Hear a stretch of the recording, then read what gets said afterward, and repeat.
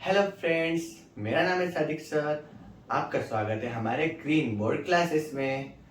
Okay, अभी आप देख रहे हो कि मैं फेस रिवील हुआ है मेरा, और मैंने मास्क हटा दिया। आप देख पा रहे हो मेरा मुंह। ओके, क्योंकि कमेंट बहुत आता था कि प्लीज सर फेस रिवील करो, फेस रिवील करो, तो इसलिए ला दिया मैंने अपना फेस रिवील। कैसा लगा? अच्छा लगा है? चलो हम लोग आगे बढ़ते हैं इसके। तो जैसे कि हमारा कौन सा साइंस वाला कौन सा लेक्चर चल रहा था? ग्रेविटेशन। लेक्चर नंबर 2 चल रहा था। लेक्चर नंबर 1 ग्रेविटेशन चल रहा था। ओके, तो हम लोग ने सॉरी, जैसे कि हम लोग ने पिछले लेक्चर में हम लोग ने दो चीज पढ़ा था, सेंट्रीपिटल फोर्स और केपलर्स लॉ। ठीक है, हम लोग ने आपको मेरे को लगता है आपको अच्छे समझ में आया होगा। नहीं समझ में आया तो कमेंट में आपका देख लूंगा मैं। तो उसका नेक्स्ट क्या था हमारा? Newton universal law of gravitation. Okay, Newton universal law of gravitation. अभी न्यूटन बाबा ने एक और थ्योरी निकाल दी सॉरी, न्यूटन बाबा ने एक और थ्योरी निकाली। थ्योरी ने एक फॉर्मूला निकाला है। जैसे कि उनका मानना है, जैसे कि मैंने दो बॉल्स लिए, ठीक है, एक रेड कलर का बॉल लिया जिसका मास m1 लेंगे, और एक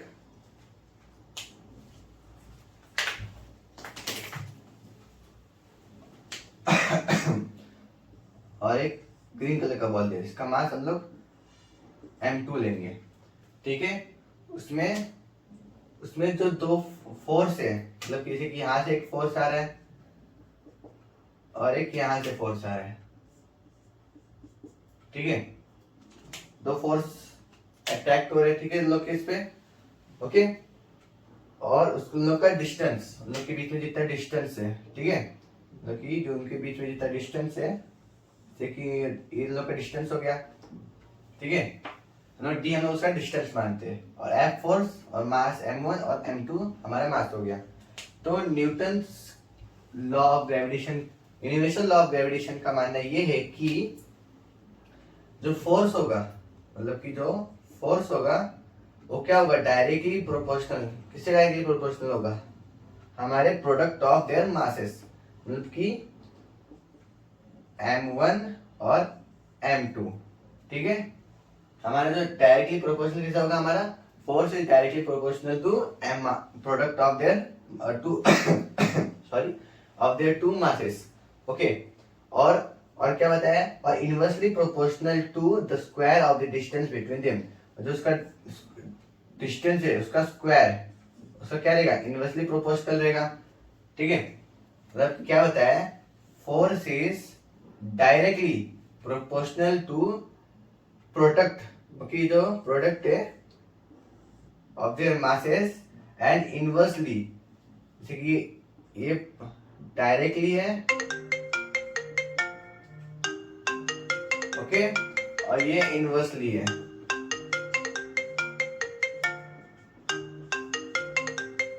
2 मिनट प्लीज।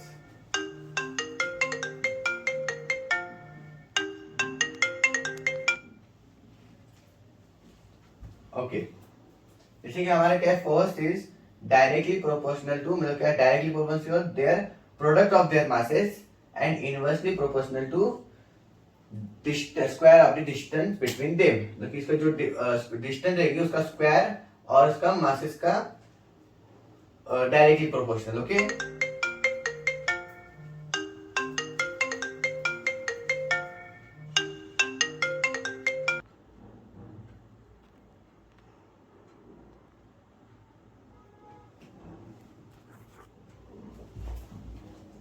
सॉरी फ्रेंड, वो थोड़ा कॉल आ रहा था। ओके, रेडी हम लोग? अरे हम लोग क्या दिख रहे थे? जो हमारा, हम लोग कहाँ थे अभी? अपने Newton universal law of gravitation में पढ़ रहे थे, जिसका मतलब है कि जो फोर्स है, ठीक है, जो फोर्स है हमारा जो डायरेक्टली प्रोपोर्शनल है, मतलब जो directly proportional product of their masses. ठीक है, जो m1 है m2 है वो उसका डायरेक्टली प्रोपोर्शनल है, और इनवर्सली प्रोपोर्शनल है अपना स्क्वायर ऑफ डिस्टेंस, मतलब इसका जो इसका डिस्टेंस है बिटवीन देम मास की जो इसमें डिस्टेंस जितना भी उसका स्क्वायर और इसका मास अपॉन स्क्वायर मतलब इसको और divide by D square. Okay ठीक है, हम लोग की Newton universal law of gravitation ऐसा बोल रहे। ठीक है ओके, और जैसे कि हम लोग को ये डायरेक्ट प्रोपोर्शनलिटी साइन हटाना रहता है तो उसके लिए हम लोग क्या यूज करते हैं, कांस्टेंट यूज करते हैं। तो इसमें जो कांस्टेंट है ओके, इसमें जो कांस्टेंट है वो क्या है, देखो हमारा कांस्टेंट क्या है, मैं यहाँ लिख रहा हूँ आपको दिख रहा होगा। तो हमारा जो कांस्टेंट है F is equals to G। Constant क्या आ गया, G आ गया। G क्या है, M1 M2 upon D square. और G का मतलब क्या है, G का मतलब क्या है, यूनिवर्सल ग्रेविटेशन। यूनिवर्सल ग्रेविटेशन ये हमारे G का मतलब, और G का वैल्यू भी है। G का वैल्यू क्या है, G का एक वैल्यू भी है। वैल्यू ऑफ G क्या है, वैल्यू ऑफ G, हमारा वैल्यू ऑफ G क्या है 6.67 इंटू 10⁻⁻11 न्यूटन मीटर स्क्वायर पर केजी स्क्वायर। ओके,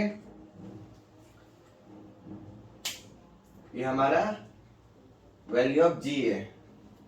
ओके, अगर आपको यहाँ नहीं दिख रहा तो मैं यहाँ लिख देता एक बार। क्या हमारा value of G, value of G क्या है हमारा 6.67 इंटू 10⁻⁻11 nm तो न्यूटन मीटर स्क्वायर पर केजी स्क्वायर। ओके, ये हमारा G का वैल्यू है और ये हमारा फॉर्मूला है F is equals to G M1 M2 upon D square. Okay, और G हमारा क्या है, यूनिवर्सल ग्रेविटेशन। ओके हो गया हमारा ये, और आपको स्क्रीनशॉट लेना तो ले सकते हो उसका। ओके, तो अभी रफ कर दूं।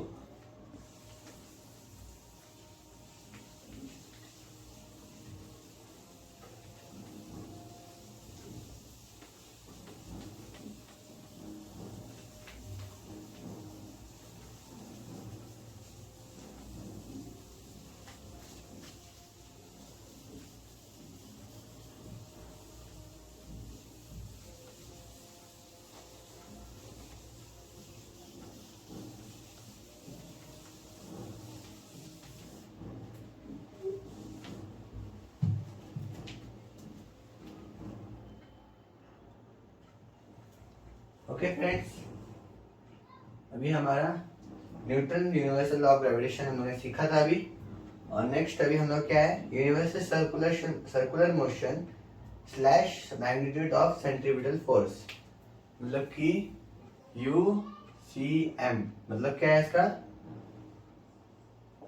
Universal circular motion. और हम लोग उसको और क्या है, मैग्नीट्यूड, सॉरी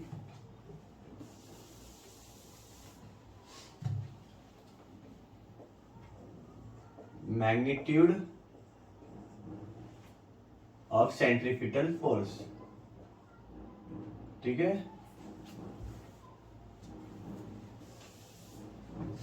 ठीक है, सेंट्रीपिटल फोर्स, सेंट्रीपिटल है, CP लिखा हुआ मैंने। ओके, तो इसमें हम लोग को फॉर्मूला मिलेगा और जो इसका डेफिनेशन मिलेगा, जैसे कि हमारा एक डेफिनेशन है, क्या है हमारा एक डेफिनेशन, जो फोर्स है मतलब कि जो सेंट्रीपिटल फोर्स है उसका डेफिनेशन क्या है हमारा mv² अपॉन r। ठीक है, ये हमारा फोर्स का डेफिनेशन है। और जो वेलोसिटी है, कि जो उसकी वेलोसिटी, हमारा वेलोसिटी क्या है, मतलब speed is equals to distance upon time. Okay, और वेलोसिटी भी एक स्पीड ही होती है, तो velocity is equals to distance upon time. ठीक है, और सॉरी, जो डिस्टेंस है, डिस्टेंस हमारे क्या है, मतलब कि हमारे जो बात इसकी हो रही है सर्कुलर की बात हो रही है। ओके, हाँ, जैसे कि हम लोग ने मैंने आपको एक बताया था, एग्जाम्पल बताया था जब सेंट्रीपिटल फोर्स के बारे में बात हो रही थी। जो जब हम लोग चीज को घुमाते हैं, मतलब जैसे रस्सी पकड़ के, रस्सी इस पे पत्थर पे बांध दिया और उसको ऐसे घुमाया, तो जो उसका वो सर्कल पे घूमेगा और हम उसको डिस्टेंस फाइंड करेंगे, मतलब उसके जो डिस्टेंस फाइंड करने को बोले तो क्या बोलेंगे हम लोग, सर्कमफेरेंस ऑफ सर्कल। मतलब कि आपको एक फॉर एग्जांपल, जैसे कि आपको बोला कि एक ग्राउंड है, जैसे कि ये स्टेडियम पकड़ लो, स्टेडियम एक सर्कल टाइप है, और स्टेडियम को आपको बोला कि एक चक्कर मार के, मतलब कि यहाँ से जाओ और वापस यहाँ पर आओ, तो इसका डिस्प्लेसमेंट जीरो हो जाएगा, क्योंकि जहां से गए थे वहीं पर आ रहे हो। ठीक है, इसका डिस्प्लेसमेंट जीरो हो गया। और जो हमें उसका डिस्टेंस ढूंढने को बोला, डिस्टेंस हमारा क्या आएगा, मतलब सर्कल है और सर्कल का डिस्टेंस क्या है, सर्कमफेरेंस ऑफ सर्कल। ठीक है, आया आपको समझा होगा। ठीक है, तो velocity is equals to distance की जगह पे क्या आएगा, और सर्कमफेरेंस, सर्कमफेरेंस मतलब देखो सर्कमफेरेंस ऑफ सर्कल। ठीक है, circumference of circle upon time. ठीक है, तो हमारा सर्कमफेरेंस ऑफ सर्कल क्या है, हमारा सर्कल का जो सर्कमफेरेंस है क्या है, 2πr अपॉन ये टी, टाइम का टी आ जाएगा। ठीक है, ठीक है, अभी फिर से आपको दिख रहा है वेलोसिटी, यहाँ पर भी वेलोसिटी है। सॉरी, ठीक है, जैसे कि फोर्स है इज इक्वल्स टू एम, और वी के जगह ये आ जाएगा हमारा। ठीक है, क्या आ जाएगा, 2πr अपॉन टी, उसका क्या है हमारा स्क्वायर, यहाँ पर क्या है एम वी स्क्वायर है, उसका स्क्वायर अपॉन क्या है आर। ठीक है, F is equals to M, V की जगह क्या आ गया, जैसे कि हम लोग इसको इक्वेशन 1 दे देते हैं, तो यहाँ क्या लिख सकते हैं हम लोग, फ्रॉम 1। ठीक है, हम लोग ने फ्रॉम 1 लिख दिया। ठीक है, अभी इसको सॉल्व करते। ठीक है, तो F is equals to M, sorry इसका स्क्वायर कितना हो जाएगा 4। ठीक है, तो 4 इंटू एम कितना हो जाएगा, 4m हो जाएगा। ठीक है, 4m pi square are upon क्या है हमारा आर है। ठीक है, अभी इसको क्या करेंगे हम लोग, multiply and divide by R square. ठीक है, यहां क्या दिया है,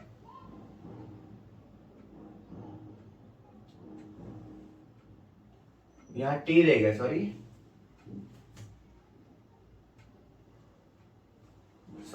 हमारे यहाँ टी रह गया, जैसे कि यहाँ पर टी स्क्वायर आना चाहिए और यहाँ आर, यहाँ टी आना चाहिए। ओके, ये टी स्क्वायर हो गया। ठीक है, अपॉन आर।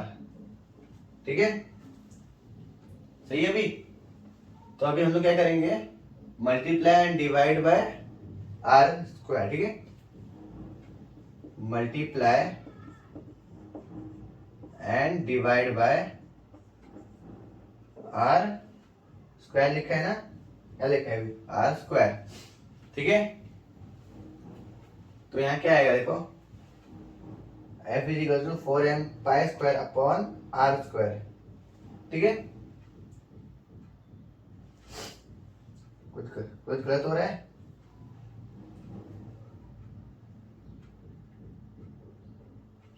यहाँ पर आर है, यहाँ पर आर स्क्वायर हो जाएगा।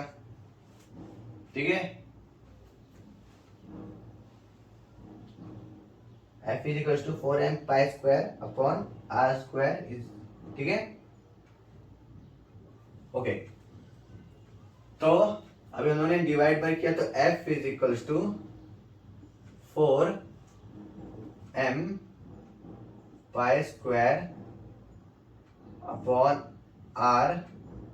ठीक है, जैसे कि ये था, यहाँ पर आर था, इन दोनों का भी यहाँ ले लोगे, ठीक है, ये आर है, गया, ठीक है।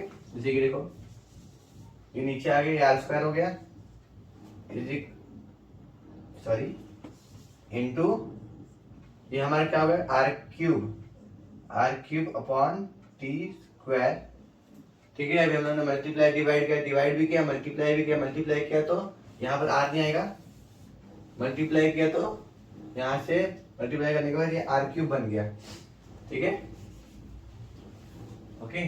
यहाँ पर 4m pi square upon R upon T square था, ठीक है। अगर हम लोग ने यहाँ से मल्टीप्लाई किया तो यहाँ पर आर स्क्वायर डिवाइड करके मल्टीप्लाई किया, आर और आर क्यूब, आर स्क्वायर से मल्टीप्लाई किया तो क्या आएगा हमारा, आर क्यूब आ जाएगा और ये टी स्क्वायर इधर चल जाएगा, ठीक है।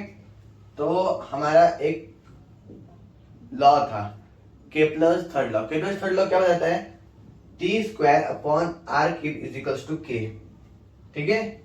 जो हमारा क्या है, T square upon R cube is equals to K बताता है, ठीक है। तो अभी R cube upon T square है, तो हम लोग उल्टा करेंगे, कितना हुआ, इसको उल्टा कर दो तो के अपॉन 1 हुआ, ठीक है। तो हम लोग तो के भी लिख सकते हैं, के अपॉन 1 नहीं तो के भी लिख सकते, ठीक है। आर क्यूब लिखा है तो हम लोग क्या लिखेंगे, अभी इसकी जगह हम लोग लिखेंगे अभी के लिख देंगे, तो F is equals to 4m pi square upon R square K, हो गया।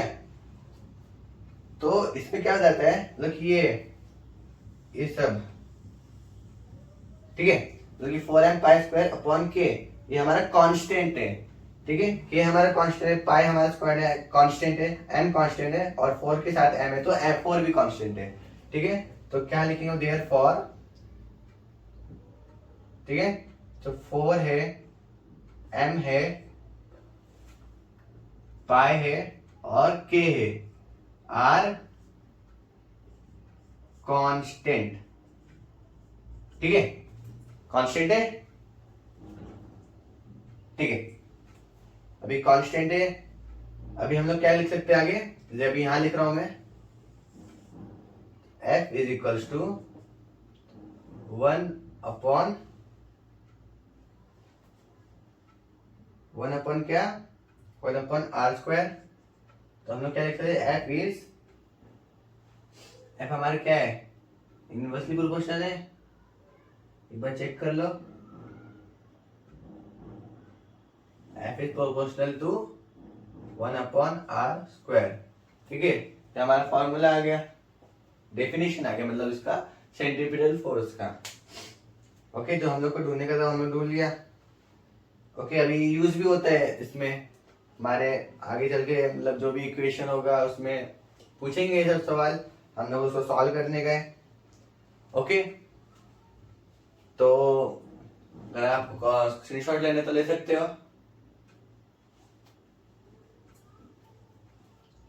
ओके।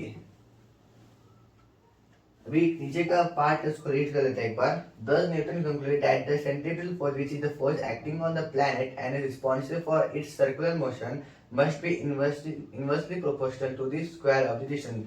मतलब कि फोर्स है वो इनवर्सली प्रोपोर्शनल है स्क्वायर ऑफ डिस्टेंस, इसको डिस्टेंस माना जाता है, आर मतलब डिस्टेंस हुआ, ठीक है। जो फोर्स है वो इनवर्सली प्रोपोर्शनल है square of the distance between the planet and the sun, ठीक है। Newton identified this force with the force of gravity and hence postulated the inverse square law of gravitation. The gravitation force is much weaker than other force in nature, but it controls the universe and decides its future. This is possible because of the huge masses of planets, stars, and other constitution of the universe. मतलब कि इसमें क्या बताया गया है, जो हमारा gravitation force है, मतलब कि जो ग्रेविटेशन फोर्स है हमारा वो बहुत सॉरी वो हमारा बहुत वीक है, हमारे अर्थ हमारे प्लैनेट ब्रह्मांड में पूरा एकदम वीक फोर्स माना जाता है, बट वो ग्रेविटेशन फोर्स हमारे पूरे ब्रह्मांड को, मतलब कि अगर फोर्स अगर जैसे कि अर्थ में ग्रेविटेशन फोर्स सूख गया ना तो सब हवा में उड़ने लग जाएगा, सब बिल्डिंग्स गिरने लग जाएंगे, उड़ने लग जाएंगे, ओके। वो इतना मतलब ताकतवर है, मतलब उसको से वीक माना जाता है, और वो सब गैलेक्सी मतलब जो भी है नेचर को कंट्रोल करता है, but it control the universe. वो कंट्रोल करता है, पूरे ब्रह्मांड को कंट्रोल करता है वो। ओके, ये हमारे इसमें बताया गया था पैराग्राफ में, ठीक है।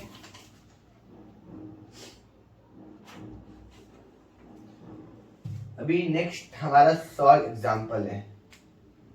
ओके, अभी सॉल्व एग्जाम्पल मैं नेक्स्ट लेक्चर में लूंगा। अभी का ये पार्ट अगर आपको समझ में आया, नहीं समझ में आया तो आप कमेंट पे लिख सकते हो, नहीं समझ में आया तो मैं आपको फिर से सिखा सकता हूँ, ये चीज वापस सिखाऊंगा, उसको वापस सिखाऊंगा। अगर आपको जितना बात नहीं समझ में आता आप मेरे को कमेंट में पूछ सकते हो। ओके, अभी फेस रिवील तो हो चुका है, अभी ऐसी वीडियो बनेगा।